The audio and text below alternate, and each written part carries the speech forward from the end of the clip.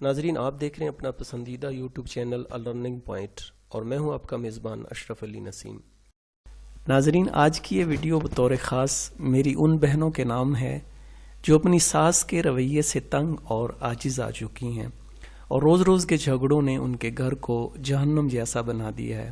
اگر وہ چاہتی ہیں کہ کسی بھی طریقے سے ساس کو اپنی مٹھی میں کر لیں تو یہ ویڈیو اینڈ تک ضرور دیکھیں، مجھے یقین ہے کہ ویڈیو آپ کو بہت پسند آئے گی۔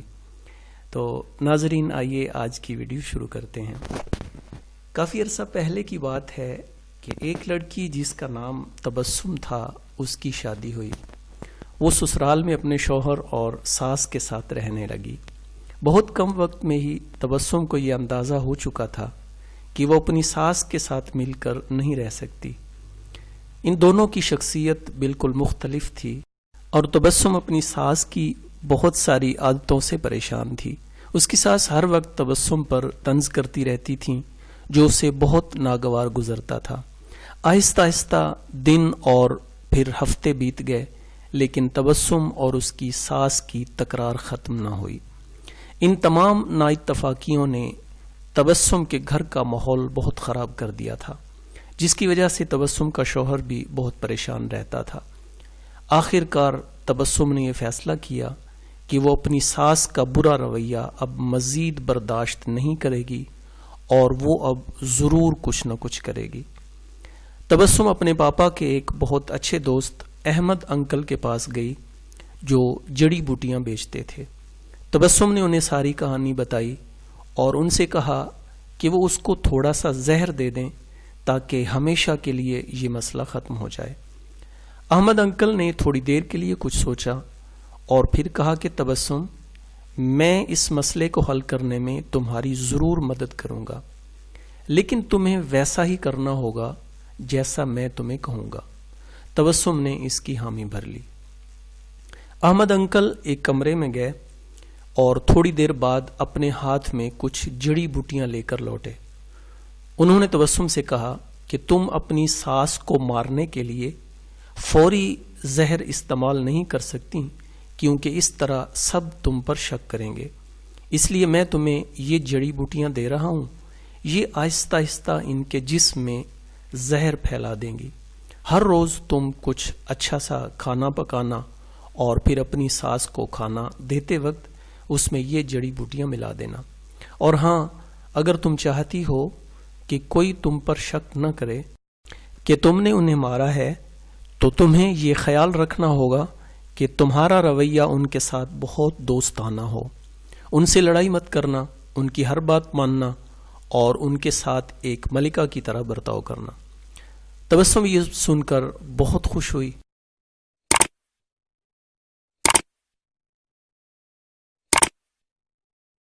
اس نے احمد انکل کا شکریہ ادا کیا اور جلدی سے گھر چلی گئی، کیونکہ اب اس نے اپنی ساس کو مارنے کا کام شروع کرنا تھا۔ ناظرین، ہفتے گزر گئے اور پھر مہینے۔ تبسم روز کچھ اچھا سا کھانا پکا کر اپنی ساس کو خاص طور پر پیش کرتی تھی۔ اسے یاد تھا کہ احمد انکل نے اس سے کیا کہا تھا کہ اسے اپنے غصے پر قابو رکھنا ہے، اپنی ساس کی خدمت کرنی ہے اور ان کے ساتھ اپنی ماں جیسا برتاؤ کرنا ہے۔ 6 مہینے گزر گئے اور اس دوران گھر کا نقشہ تقریباً بدل چکا تھا۔ تبسم نے کوشش کر کے اپنے غصے پر قابو پانا سیکھ لیا تھا۔ اب اکثر وہ اپنی ساس کی باتوں پر ناراض نہ ہوتی اور غصہ بھی نہ کرتی۔ ان 6 ماہ میں ایک بار بھی اس کا اپنی ساس سے جھگڑا نہیں ہوا تھا۔ اب اسے وہ بہت اچھی لگنے لگی تھیں اور ان کے ساتھ رہنا بھی آسان لگنے لگا تھا۔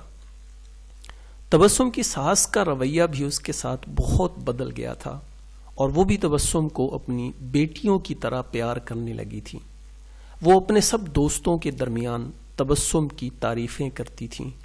تبسم اور اس کی ساس دونوں اب ایک دوسرے کو ماں بیٹی کی طرح سمجھنے لگی تھیں۔ تبسم کا شوہر بھی یہ سب دیکھ کر بہت خوش تھا۔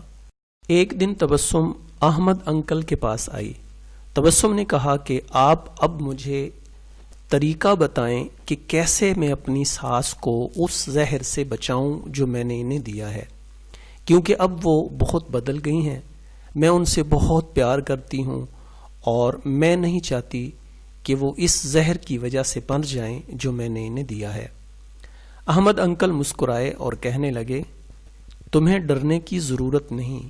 میں نے تمہیں زہر نہیں دیا تھا بلکہ جو جڑی بوٹیاں میں نے تمہیں دی تھیں وہ وٹامن کی تھیں تاکہ ان کی صحت بہتر ہو جائے.